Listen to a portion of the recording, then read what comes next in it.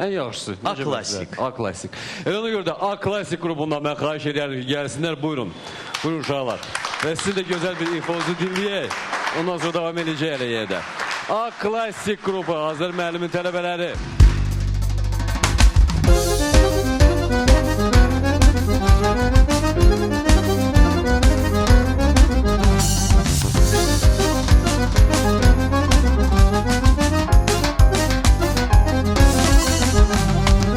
Sevdim nargile, tuttum şirin dile.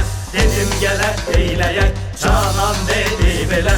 Sevmirəm, sevmirəm, sevmirəm, yox, yox, yox. Qadanı mən alım, başına dolanım, durulum bulanım, ay qız, ay qız. Qadanı mən alım, başına dolanım, durulum bulanım, ay qız, ay qız.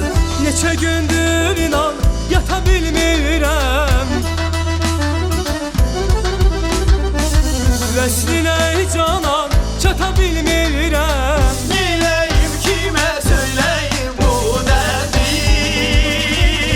Qadanı mən alım, başına dolanım, durulum bulanım, ay qız, ay qız. Qadanı mən alım, başına dolanım, durulum bulanım, ay qız, ay qız.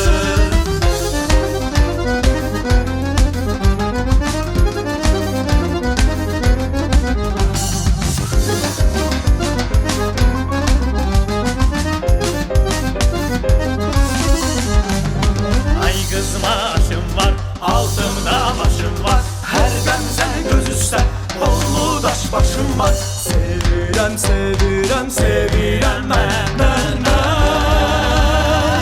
Elə yox, yox deyir, danışıb gülməyir, halımı bil.